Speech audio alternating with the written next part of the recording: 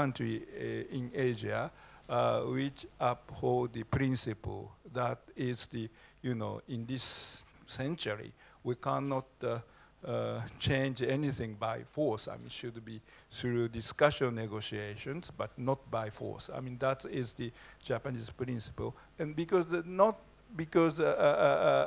reason is very simple, because of course, so Japanese government do have a great sympathy and support for Ukrainian people on the issue of territorial integrity. But that means it's not unilateral. That because that principle should be upheld in the eastern part of Asia, because Japan do have a. I mean, now, as you know, Mr. Putin in Japan do have a territorial issue with Russia, which hasn't settled for the last 70 years since the Second World War. And we do have a, the Chinese sort of expansionism in the eastern part of Asia. And of course, we have a threat from North Korea. So that means this principle is very, very important for Japan. So we do uphold this principle, and we launch sanctions against Russia, and then Japan give a lot of support for the reform of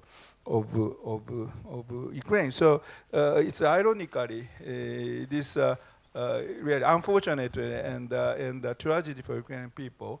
But that, with regard to relations with Japan, this tragic incident brought about a great dynamism between the Japan and Ukraine. So now, what the Japan really wants to see Ukraine is, of course, first the stability of Ukrainian politically and economically.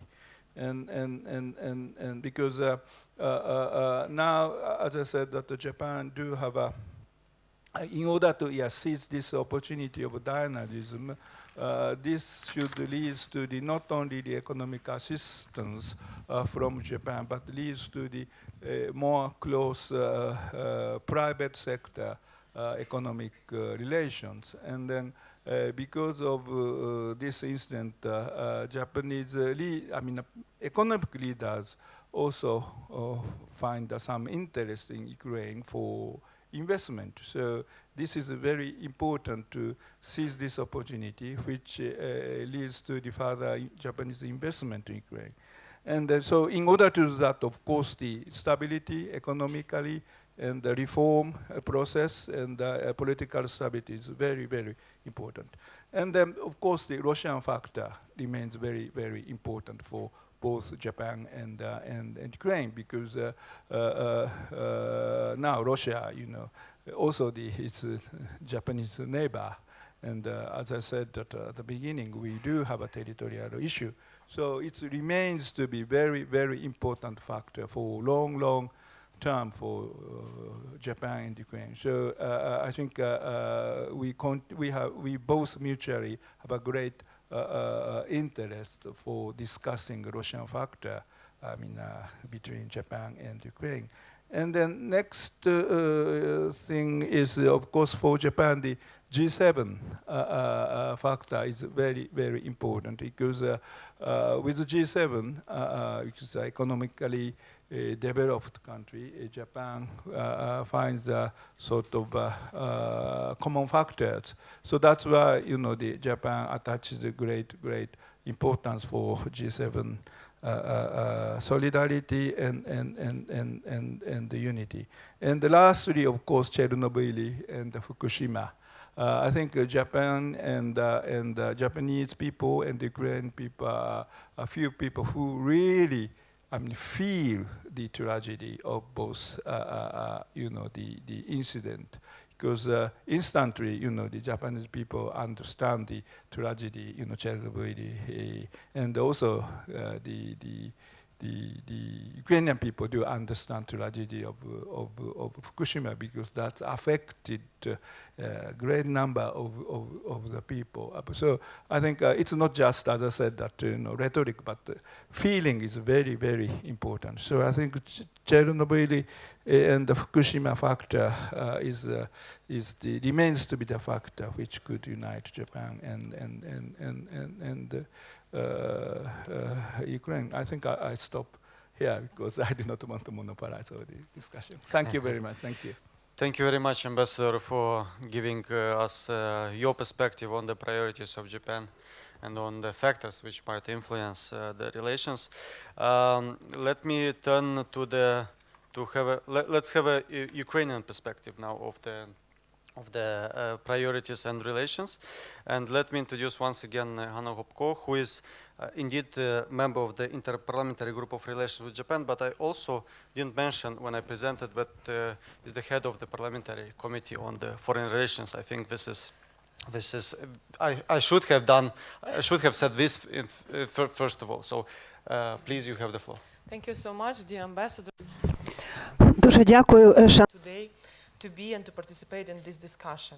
Why? Because I really love Japan. I visited twice already, and this year, thanks to the government of Japan, I had opportunity during 1 week to discover the very strong economy, infrastructure, innovations of Japan, and also I visited the area of Fukushima and met many people and talked to them how Japanese government supported all these people. So this is a good example that we have to learn how to take care of people and also how to deal with such accidents like happened in Fukushima and in us in Chernobyl. But I would like to be very brief and to focus on 2017. This is really important that we will have the year of Japan in Ukraine. First, we hope that today or on Monday, a president will sign a decree, and having this decree to allow us, the member of the parliament, to vote in the, for budget 2017, where we include in the budget our donations to the celebration of the year in Japan in Ukraine. We have to show that we are a reliable partner, and by conducting the year of Japan in Ukraine, we are also donating our state budget money to this, not just asking Japanese friend for full support of these events. And I hope that people of Ukraine next year, not just in Kyiv, but in different cities, in Zakarpattia, Uzhgorod, and in eastern part of Ukraine will enjoy innovations, ancient culture of Japan, visiting exhibition, having talks with many representatives from culture, cinema of Japan.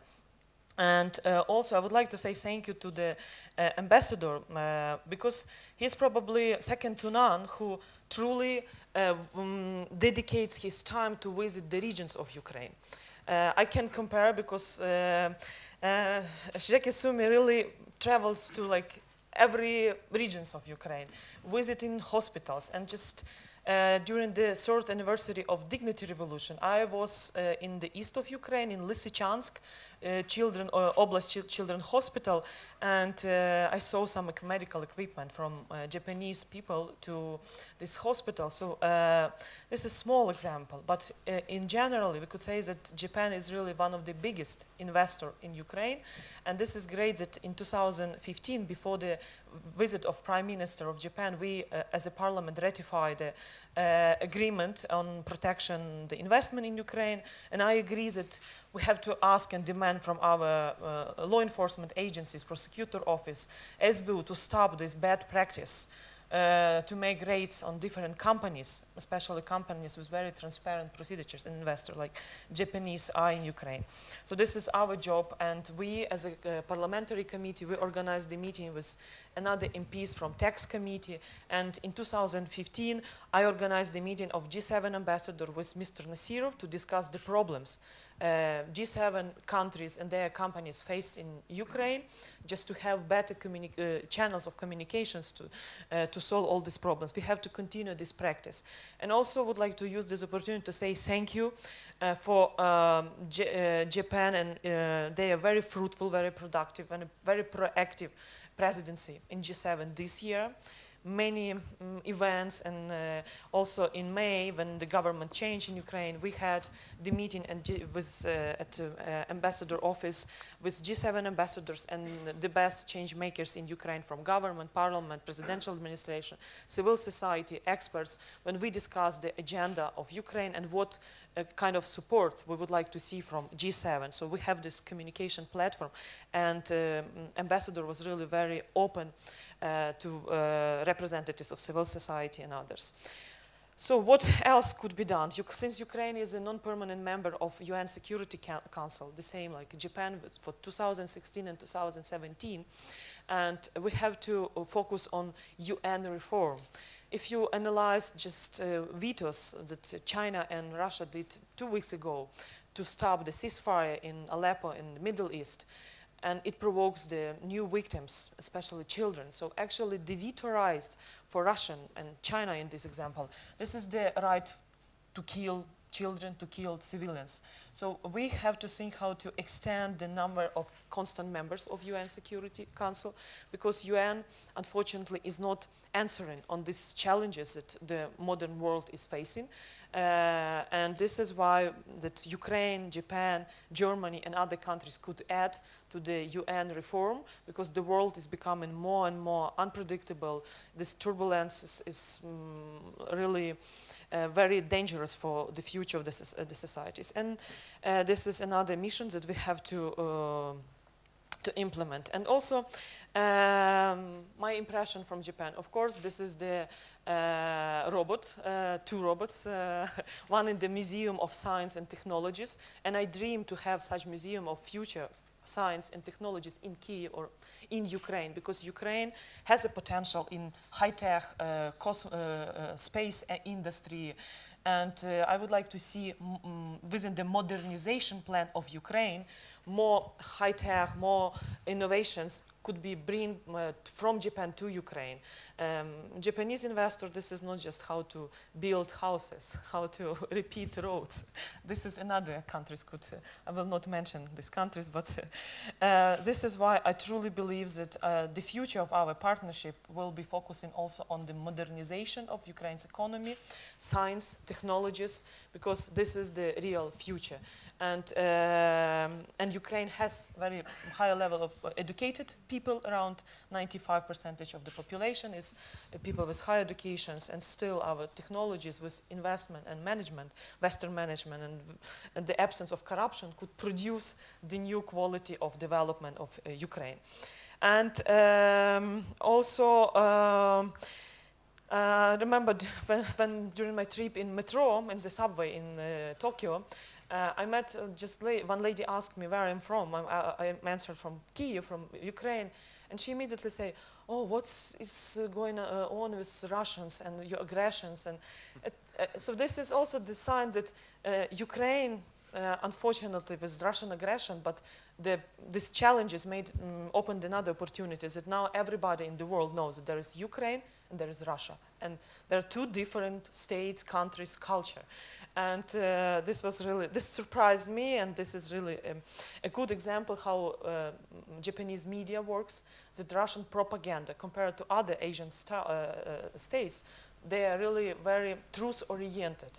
And this is really good, and we have to continue to pay more attention to invest in media coverage, to talk more about Ukraine and our bilateral relations using Japanese media. And Black Sea regions also. Japan invests a lot of efforts to develop Guam and Black Sea stability, security projects. And here, this is another area of new projects that we could implement. And another that impressed me, the GMO. When I wanted to buy some fruits, they were like very nice looking, and I was in distress, like, this is probably GMO, because, and I was surprised when I realized that GMO, genetic modified products, is banned in Japan. So the quality of life, ethic standards, truly development, not the growth of economy, just development. This is what we have to learn, and because this is our future. And so I will stop here. And we have to continue to do our to invest more on interparliamentary relations. We have very good heads of Japanese-Ukrainian friendship group, and thanks to Japanese government, that they spend a lot of money to bring more MPs to Japan to discover judiciary system, political institutions like political parties, law enforcement, and also if you look at these pictures, you will see Japanese in Ukrainian vyshyvanka. You will see police cars that are also supported by Japanese government. So, and I do hope that after, because there were many manipulations after the visit of Mr. Putin to Moscow, but I truly believe and I know that nothing really changed, and Japan will continue to support Ukraine in our fight for territorial integrity and sovereignty, will continue to provide us financial support and within our campaign of deoccupation of Crimea and returning Donbass, peaceful settlement, and continue sanctions policy. And I'm convinced even in Russia will do their best trying to sell Kuriles Island or trying to somehow to provoke or to worsen relations between Ukraine and Japan, but they will fail as Ruski Mir failed with Russian aggression in Ukraine. Thank you. Thank you very much for your input. Indeed, Thank you. Completely share also your impressions, but I also would like to underline that the last thing you mentioned was one of the key discussion at the conference I attended in Japan. Everyone was talking about, so if Japan, and let's admit, because media is quite, that was my impression, media was quite, how to say, excited about the meeting of Putin and Japanese PM. They were expecting something would happen, and everyone asked themselves how this might impact on Ukraine. Is this going in a way to maybe to weaken support for Ukraine or not? Now we had assurance from the ambassador, so I think nothing will change in terms of support. On the contrary, only it will change on the positive side. So let me turn now to the Ambassador Kostenko for his remarks. Ambassador, please. Шановний пане головуючий, Ваша Ексцеленція, шановні учасники. Dear. First of all, I would like to express my gratitude to Mykola Beleskov for the preparation of a very interesting discussion paper, Audit of the Foreign Policy of Ukraine, Japan, which contains a lot of very interesting information, provokes the necessary conclusion recommendations addressing the political component of our relationship, despite this kind of sinusoid, which I can describe it in this our relations, which is mentioned in this paper. I believe that the most important is the fact that their relations are based consistently on the principles of democracy, rule of law, in striving for peace and security the world over. Intensive political dialogue, first of all, at the top level, has always been the grounds, which is the basis of our bilateral relations. The visit, the first over 25 years, Mr. Ukraine, which is Japanese Prime Minister, and then a presidential visit to the land of the rising sun actually reflect the positive transformations in our relations between the countries. If we're talking about the positive things, we should talk about the visit to Ukraine of the emperor's family, especially the crown prince, to Ukraine, and those visits always been very the symbol of our high level of our bilateral relations. I believe that the official response of Japan to the Russian aggression and the warfare waged by Russia in the Donbass area in Ukraine actually speaks of that Japan will not accept the blatant violation of the territorial integrity and the sovereignty of another country, and that they strive for the democratic relations and the market relations and development in the course of Ukraine, taken to the Euro integration. Also, Japan was the co-author of the resolution of the UN resolution which was condemning the aggression of Russia against Ukraine. And Japan is the only Asian country which introduced a number of the sanctions, different measures against the Russian aggression in Ukraine. Of course, Japan does that proceeding from their national interest. We do not have a resolution of the problem with or dispute with Russia regarding the 4 islands, and there is a big tension with the North Korea about some of the islands, Shigeki and etc. Japan has to respond to the G7 response regarding the blatant violation by Russia of international laws. Let's wait for the results of negotiations between Putin and Mr. Abe, but despite all the steps to try to resolve the disputes with Russia with the northern territories, we should not expect the real resolution of this problem, kind of exchange of a package of some kind of concessions on the part of Russia in exchange for the cancel of the sanctions. Of course, we shouldn't expect the cancellation by the United States of the sanction, but Putin will not agree to give back a single square meter of the occupied territory. Again, we're talking about the triangle Ukraine, Japan, China, and though it's a constant member of UN, the nuclear countries, nuclear nation of China, and unfortunately they did not play any role in protecting our territorial integrity. We have to take into consideration those facts, and take into consideration that the trade turnover between Ukraine and China is by an order at least more than our turnover with Japan. It would be very right thing to do based on the results of the latest visit of President Ukraine to Japan. If Japan will not go beyond the boundaries of G7 resolution regarding the Russian aggression in Ukraine, we should also take that into consideration, considering the dispute between Japan and other countries. There are bilateral relations, Bogdan, bus, different motor vehicles, parts, etc., etc. The modern mega project is reconstruction of the Botnicher aeration station for $1 billion. And total investment in Ukraine is 300 million, which is only 0.2% of all the investments given to Ukraine during our independence. Of course, we could reach a lot more over the 25 last years. And the major reason for this is the let's say, incapability of the Ukrainian structures to properly respond to the Japanese initiatives regarding the cooperation in the financial and economic spheres. And the Japanese business, fortunately, had a negative examples in dealing with Ukraine. At the beginning of this new millennium, this cooperation was actually blocked as a result of the lack to resolve the Ukrainian loan issued in 2019, $95 to $100 million.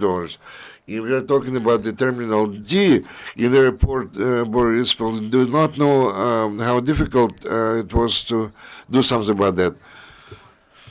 If you're talking about the restructuring of Japanese loans, we were given a new financial tranche for $100 million for new infrastructure projects. First, they approved and actually the project of construction of bridge in Mykola, but we had changes in the cabinet of ministers, and actually the former SBU employee that's passed the decision in favor not of this bridge, but the Borispol, another Borispol terminal.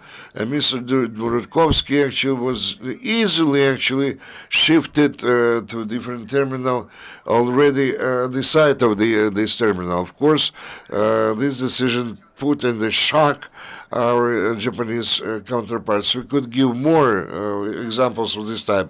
That's why I absolutely understand the position of the Japanese party, and I support them in to finish, first of all, Botnichi project, and then to switch over to building the Mykola bridge.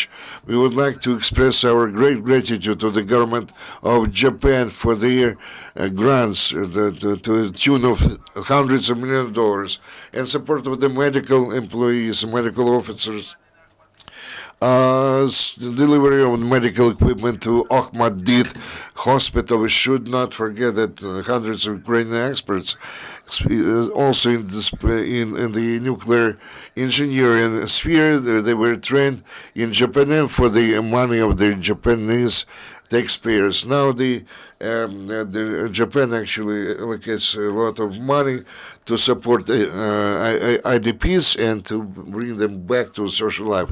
And of course, given the capability of Ukrainian top echelon figures to rethink their positions, will allow us to strengthen our relations. But the cultural ties, almost absolutely absent. Japan actually gives us a model how we should respect and keep up our cultural heritage. They always pay a lot of attention to the culture of other people and nations. And Ukraine is no exception to that rule. Our countries has been already using the language of dance, the national theater, the national dance ensemble, named after Warsaw, the Taras Opera Theater, Taras Shevchenko Opera Theater, frequent guests in Japan. In a few days from now, the ballet from the Opera House of Ukraine will go to Japan. We are talking about more than 100 people in that delegation. I cannot but mention that for dozens of years, the Rotterdam Dance School has been cooperating with the Ukrainian Dance School, and they brought up a lot of real top-notch dancers, including Nabuhira Tirada, who is now the leader of that collective. Of course, I do not have time to say everything. In conclusion, I would like to say it's an alternative paper. Actually, I prepared that paper and I submitted to the embassy the full text of my presentation. The matter is, I wanted to mention the considerable attainments and achievements in the sphere of our culture, and about the publications, the wonderful dictionaries which were published here. But in the end, I'm going to talk about the 12th recommendation of the discussion paper. I believe that we have to expand it and not only talk about the comprehensive study of Ukraine by the Japanese analysts, but also about the study in Japan and Ukraine. This is done by the Crimean Academy of Science. I believe the next year, which is the year of Japan and Ukraine, would be nice to establish or to have a special conference, a global partnership between Ukraine and Japan, and against the background of the modern challenges. I would like to crown my speech by expressing my sincere gratitude to the extraordinary potential ambassador to Ukraine, Mr. Shigeki Sumi, for the development of our relations. I would like to recommend to visit the website of the embassy or the ambassador's site to make sure that you know how many important visits or meetings he has done every month, especially when Japan was coordinator in the G7 meetings. Panel member has to leave. I would like to give for a short Це для мене дуже велика честь сьогодні. This is a great honor for me today. It's very nice to see a full audience, a full room, and it evidences about great interest from people. I'd like to thank the World Policy Institute that celebrates 7 years, a 7-year anniversary. There are people who put much effort to the activity, and this is the analyst analytical university, and to improve Ukraine's foreign policy. I would like to congratulate you on the 7th year of your activity. Please don't stop and engage more people in learning the Japanese language. It's my dream to see, to have our ambassadors and our experts know and be able to speak a language of a country they go to. And it opens a lot of doors to us. And thank you very much. I wish you a fruitful continuation of your discussion. Thanks. Now we are having a close approach from the business part. I understand this is a public matter, but it is more oriented to businesses and energy projects. And as far as I understand, Japanese takes part in the creation of this enterprise. So please have the floor. Thank you. This is all true, what you've said. Dear Mr. Ambassador, dear friends, I'm very happy to feel and to see that the Ukrainian-Japanese cooperation is developing. Of course, maybe we might have a complicated history, and maybe, but I am sure, and I see a perspective in. This July, I was invited by a Japanese organization, Shigeki, and I visited Japan, and I was impressed. I was impressed by the level of life standards in Japan, and the level of technologies in Japan. And the most important thing is I was impressed by people, because they are very kind and very generous people. When I am talking I'm talking on behalf of a body responsible for energy efficiency policy and renewable energy policy in Ukraine. I'd like to focus on the following. The issue of energy independence, the issue of renewable energy sources and increase of energy efficiency are issues on not only social, economic and political issues, but also this is a very important issue concerning national security. And here I want to say that Ukraine is faced with ambitious tasks. We have a national body on renewable energy efficiency. I don't want to go into deep details on the energy issue, but investments we are expecting in this area will constitute 35 billion euros for energy efficiency and 16 billion euros for renewable energy. These are figures that are not won't be very significant to the Ukrainian budget, but they shouldn't be so. Foreign investment should be involved there, and I feel that with these significantly developed technologies, Japan can become a reliable partner for Ukraine on these issues. Visiting Japan, we discussed issues of energy efficiency. I saw sun power plants and wind mills, and I was impressed. That's why I think that here together in these issues, Ukraine and Japan will be able to find good prospects for cooperation, and this will become a point of growth, first of all, for Ukrainian economy, but also it will be a good thing in terms of economy for Japanese companies. We have had negotiations with Sumitomo, Marubeni, Mitsubishi, and other representatives of Japanese businesses, and we see that there are prospects in place. That's why, dear Mr. Ambassador, dear representatives of the Japanese party and the Ukrainians, I'd like to conclude with the idea that we have to establish very close cooperations at a high level, at civil servants level, level of state officials, ministers and ministries. We have to establish our close cooperation in businesses and also close friendship at people's level. Thank you very much for your attention. Presentation. I'd like to say a word related to this, to the last presentation. I have a request, dear Kostyantyn.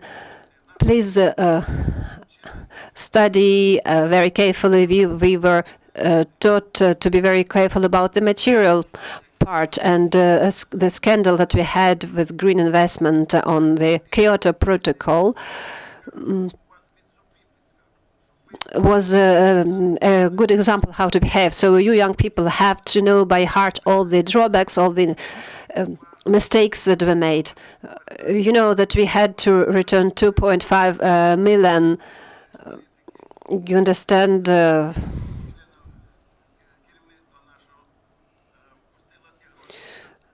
the government spent money on wrong things. You have to know that very deeply, because if you, while following this way of green investment, if you continue making the same mistakes, we won't progress. So I implore you, please study the material part and learn these mistakes that we had on the Kyoto Protocol. Excuse me. Thank you. We continue our discussion. We can now start the discussion part because we have enough information for starting the discussion.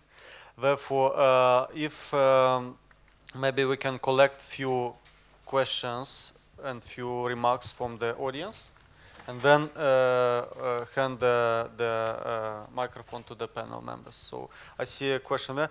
Please, two questions. Please introduce yourself, first of all, ask your question. Yeah. Thank you very much, Mr. Ambassador. My question is, everybody knows... Introduce yourself, please. My name is Anar Lavrenov. I am the representative of the organization Six Authority. Mr. Ambassador, everybody knows about the situation that was in Japan after Second World War. And everybody knows that Japanese economic was almost destroyed. And now, unfortunately, we have the same in the east of our country. We have military confrontation between Ukraine and Russia. But Japan, once upon a time, had the solution of this problem about, economic problem.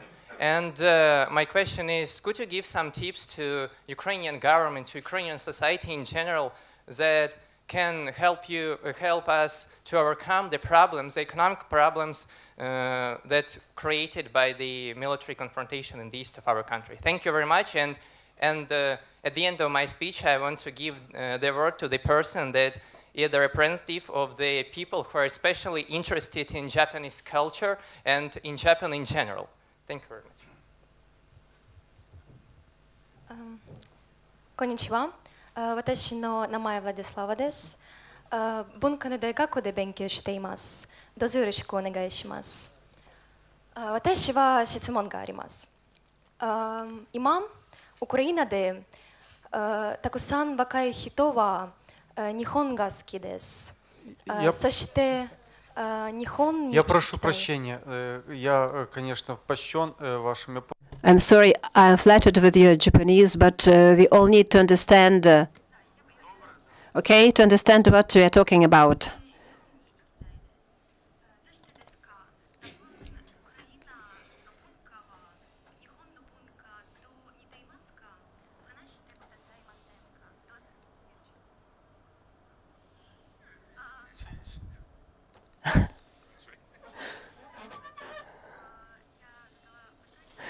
I asked a question. The Ukrainian and Japanese culture may have something in common, because we have many young people who are trying to visit Japan because they're very interested in this. What is their motivation? What is the bond, the relation between our countries? Maybe you will explain this. Thank you. The next question. Many. 1, 2, 3, 4. That's good. Presentation and speeches. Let me introduce myself first. My name is Violeta Udovic, and I'm doing research on Japan-Ukraine relations. I defended master thesis on the history of relations between Ukraine and Japan, starting from the beginning of the 20th century at the Tokyo University. And now I'm preparing for defending my PhD thesis here in Ukraine. at Odessa Mechnikov National University, also on Japan-Ukraine relations.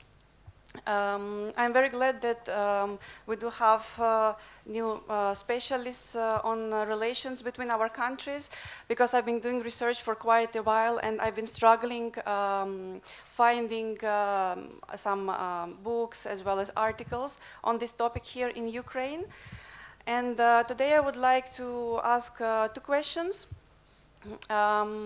that concern very sensitive topics that have been already discussed partially today. The first one is in political sphere of relations. It's quite hypothetical. We did discuss Russian factor today. My question is, what would be impact on Ukraine-Japan relations if the issue of northern territories is resolved, definitely, between Russia and Japan? It's quite hypothetical. We do not know if it's going to happen or not. But I would like just to know the opinion of the members of today's panel. And the second question is in economic sphere and energy sphere. Ambassador Kostenko already mentioned the huge problem that we did have. At the same time, my question is, do you think, maybe more to Ambassador Sumi, are there any perspectives of further cooperation between Japan and Ukraine in the framework of the Green Investment Scheme? Thank you very much in advance. Thank you very much for your very concrete questions. Please, your question. Introduce yourself, please. I sincerely thank you for the opportunity to ask a question and to voice two proposals. I'm Hansky Anatoly, liquidator of effects of Chernobyl accident, and I am MP of the Verkhovna Rada of the second, third, and fourth convocation, and I'm a member of the Council of Europe, honorable member. On the 29th of November, I was on a meeting that was also attended by Japanese representatives. I'm grateful for the work that had been done for confinement activity, and I'd like to ask you, Your Excellence, Mr. Sulima, as an ambassador to Ukraine from Japan, and Japan is a member of G7 and also a member of confinement donor countries. The confinement is a good thing to have been done, but we couldn't think about beryllium protection that could protect from plutonium and other substances that can protect the whole country and Europe. The beryllium protection will need from donors to be able to assign 300 million euros. I'd like to ask you on behalf of Chernobyl accident fighters, to initiate this issue, and then you'll have our great appreciation from us. And you know that Fukushima was in a very hot condition, and we tried to help what we could do. Thank you for listening to my suggestion. Thank you. Thank you. The next question. Tetiana Praha, the Institute of the World History of the Academy of Science of Ukraine, Senior Research Fellow. I have a question to the representative of the Center of Attracted Investment. I'd like to see if you have any findings in the field of energy efficiency, because we have heard a lot of general phrases, we wrote them as well. And the second question is, what impedes the cooperation in the energy area? Thank you for your questions. Good morning. I'm Lena Mikol. I represent the Kyiv-Mohyla Academy. I teach subjects relating to Asia and to Japan as well. I visited Japan and I studied in Tokyo. I will have a specific question both to the Ukrainian and to the Japanese parties. Everybody is happy that we'll have that the next year will be announced a year of Japan and Ukraine, but you know that But I have the following question. What objectives does Ukraine put in front of itself announcing this year? What do you think, Mr. Ambassador, about this? And what will be the purpose, the objectives of Japan?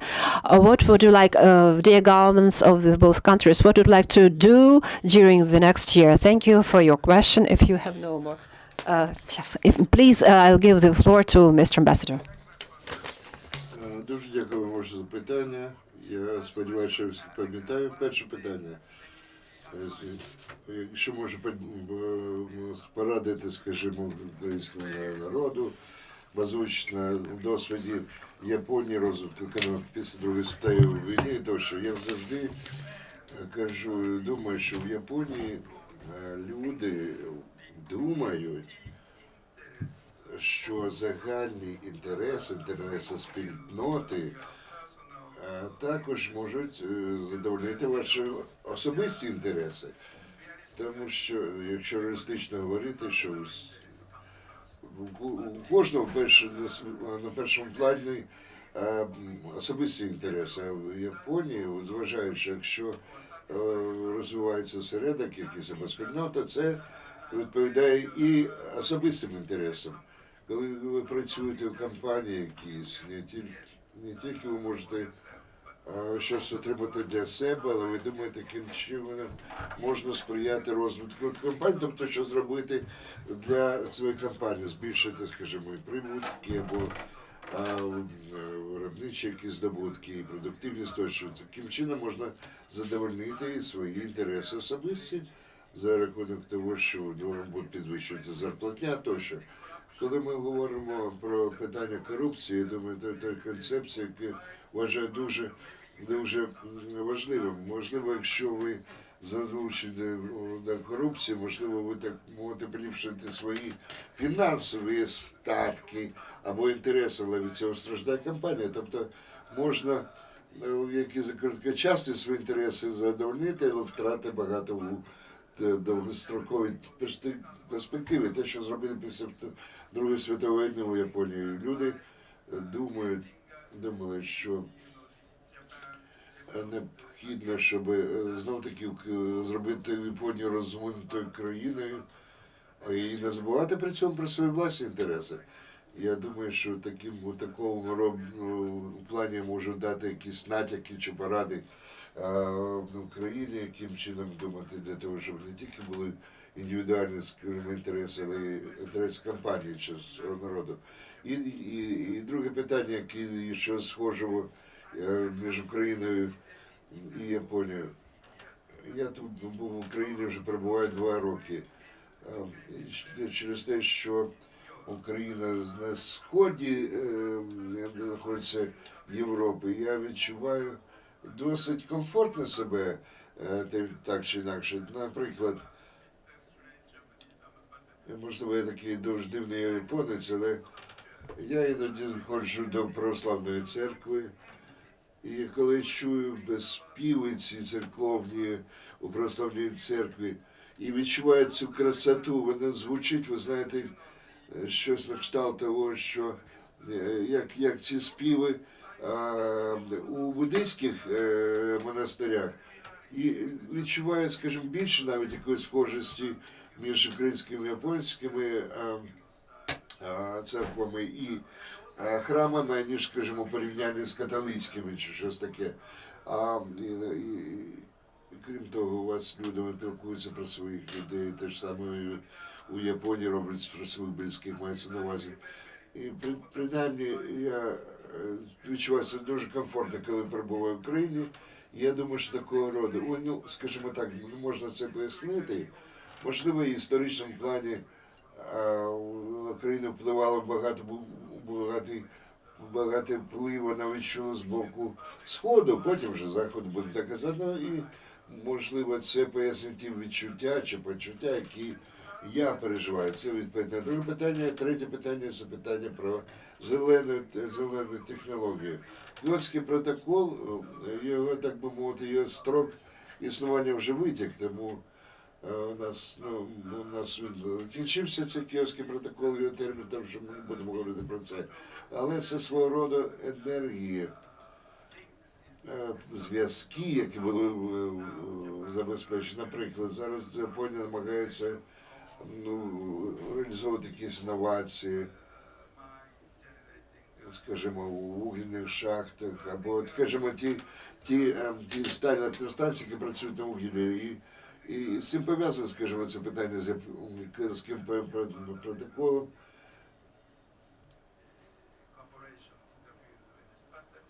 Це ж з нас ближче в енергетичному секторі, але питання є таким,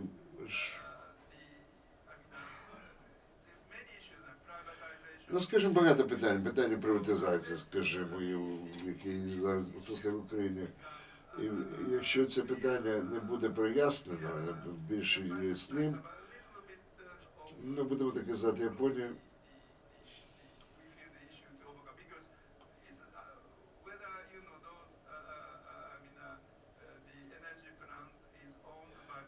у нас таке відчуття, чи це станція належить, скажімо, державі або приватному сектору, це велика різниця.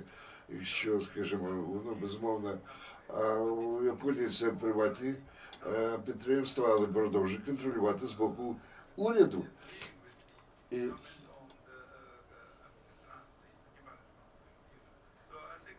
там картина дещо відрізняється. В принципі, була оголошена приватизація, фактично вона не рухається. І вона може йти у тінь, так мовити, тіньовий сектор. І тому з боку Японії ми відчуваємо певні труднощі, складнощі відносно практичних питань у цій царині. Далі, те, що говорячи про Чорнобиль. Так, Японія була одним з входить у Велику Сімку, і ініційоване було, скажімо, це питання, скажімо, про що ви говорили Великою Сімкою, і тому ми визначали, скажімо, завершення цього конфайменту або об'єкту укриття, як його колись називали. Я думаю, що це, те, що про що ви говорите, це може бути темою подальших дискусій, обговорень, скажімо, те, що було зроблено, і те, що стосується будівництва сховища, але це ми маємо обговорювати в подальшому. Думаю, що ми можемо зробити більше разом за рахунок нашої співпраці. Okay, yeah, okay. Right, yeah, okay. The goal of Okay. Because now, as you know, as I said at the beginning, only after really, to be honest, the Russian, the aggression in Ukraine, because of Japanese, the consistent stand for this aggression. I mean, Ukrainian people started to look toward Japan, because before that, to be honest, of course, as I said, we always had good relations, but the Ukrainian people only look at the West. I mean, for Ukrainian people, European, United States, as it is also, written here, is a sort of model. But since the aggression, since the Japanese constant, the assistance, now the Ukrainian leaders started to look toward Japan, because after that, many Ukrainian politicians or parliamentarians who never visited Japan, not interested in Japan at all, started to go to Japan. That is good. So now, at least in certain circle in Ukraine, people really think, the Ukrainian can learn not only from Europe or the United, but can learn something from Japan. So what I want to do in the year of Japan, this kind of dynamism should be further extended to the people of Ukraine, so that people really feel that, Japan can be also can be a good partner. I mean, even again, this written in report, Ukrainian interest in East is very limited. But if after the Russian aggression, Ukrainian people feel that Ukraine needs the international, world community support. That means pays more attention what is going on East. And even in that point, Japan can't be a reliable partner when the Ukraine can discuss the issue in the East. So I think that's I wanted to, or at least I wanted to see in the area of Japan. Yeah, thank you. Thank you, Mr. Ambassador. Пане посол, до вас. Дякую. Буквально. Thank you. Just a few words I'm going to say regarding the post-war Japan. Actually, I spent 5 years as ambassador in Japan, and I communicated with many politicians there. And my understanding is that after the war, Second World War, despite the fact that Japan was ruined and Tokyo was demolished, actually, the whole country was devastated, and there was a big transformation in the mentality of the Japanese nation. First of all, they consolidated around the idea of reconstruction of the country. Number two, they actually came to understand that in the post-war regulation, there is also the United States, which can help them, not the USSR, and their stake on the United States result in what they have this kind of the European Union and this development of the power countries in this part of the world. Number two, which I would like to say, the modesty of those people in Japan, who even today, to say nothing what they have to live through after the World War II, the people do not, boast of anything or whatever, if they read those e-declarations in Ukraine, that would be a nightmare for those people in Japan. I had very good relationship with a billionaire, who himself was an architect, and he built a high-rise buildings in Japan. That family was and still is very modest, and we never could see anything which we can see here in our nouveau riche people in Ukraine. And to say nothing about the some time ago ruined Japan, and how it much differs, unfortunately, from Ukraine. Ukraine differs from Japan, unfortunately. And Ms. Hopko mentioned that in a few days from now, the president will sign another decree containing the philosophy or the vision of the government. I hope that it will contain very good and proper words that we have to analyze, and we have to see the prospects and perspective or the development, which has been mentioned by, I see Mr. Ambassador.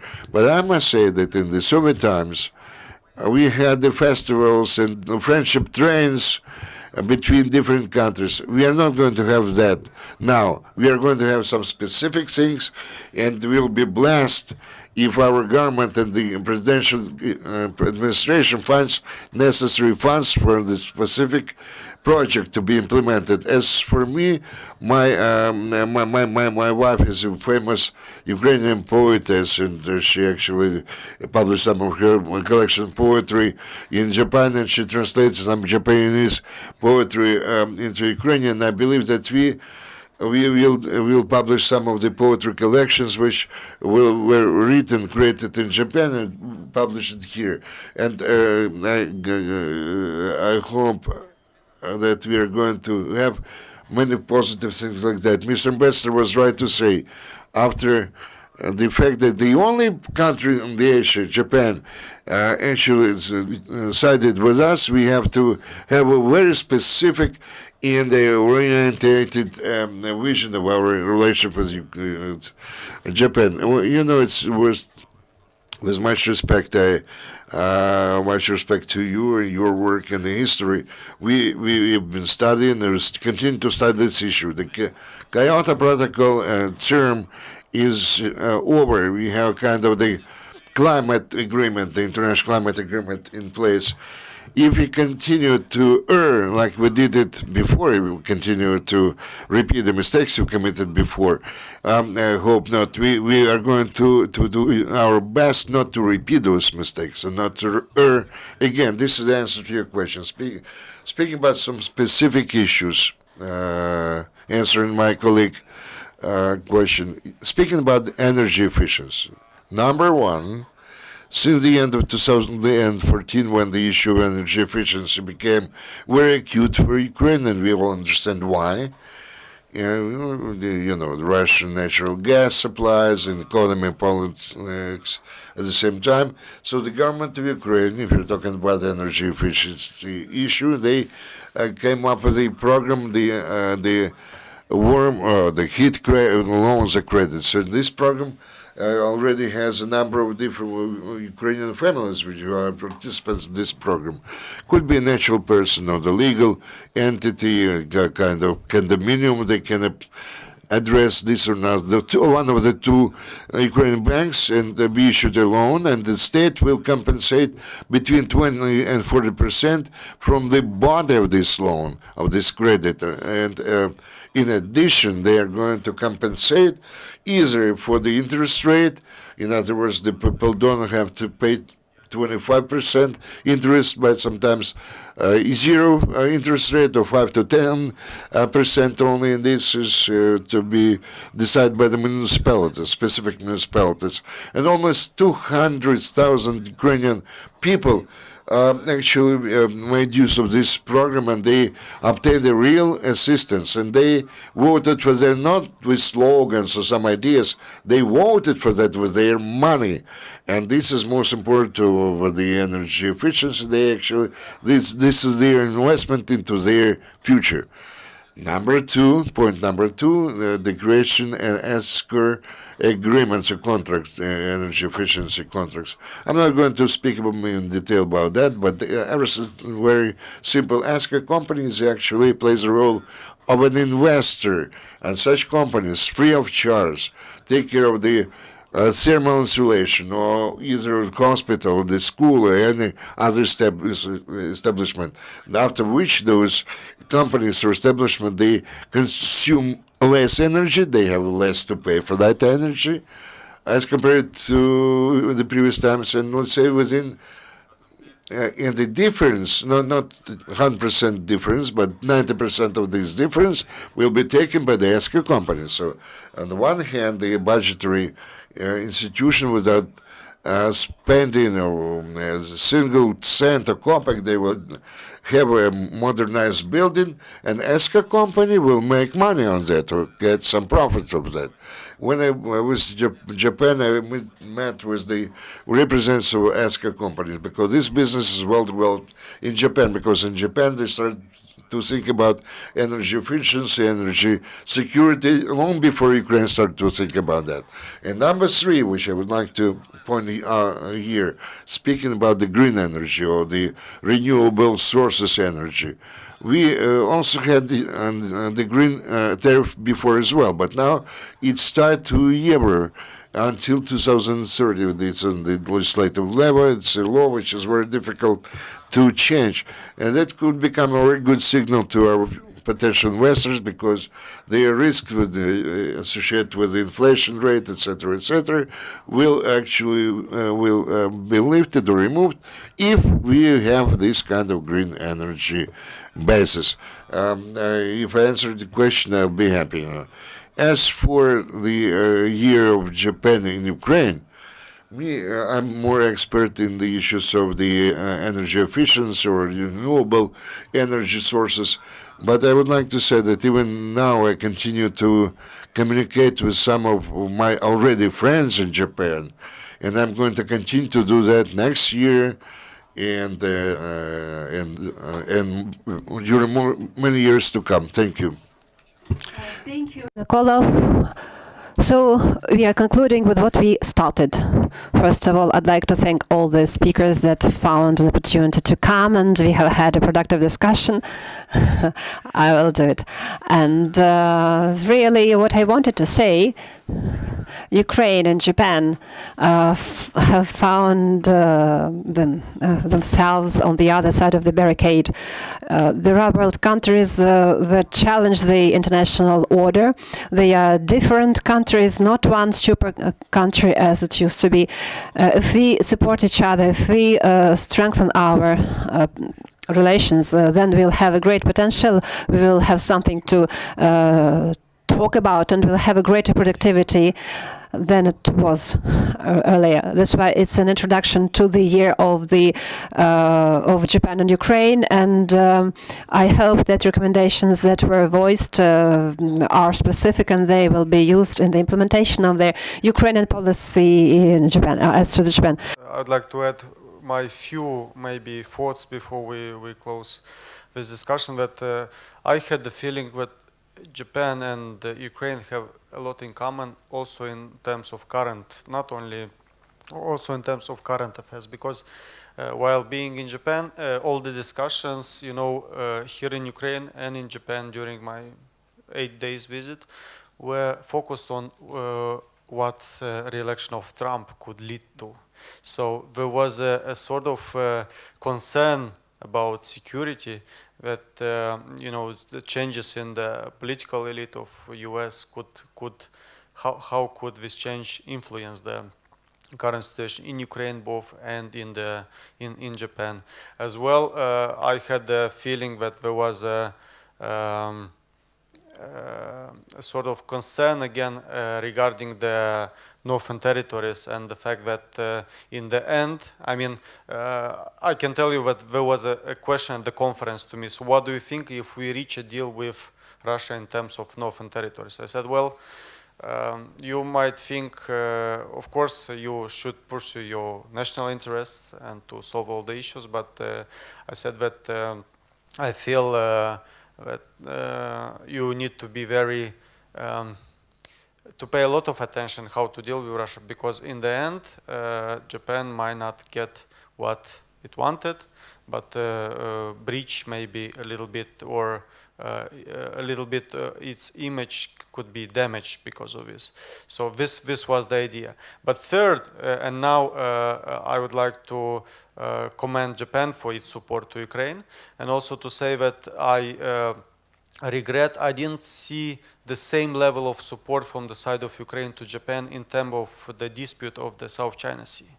And I expected to see this maybe more nuanced, more highlighted.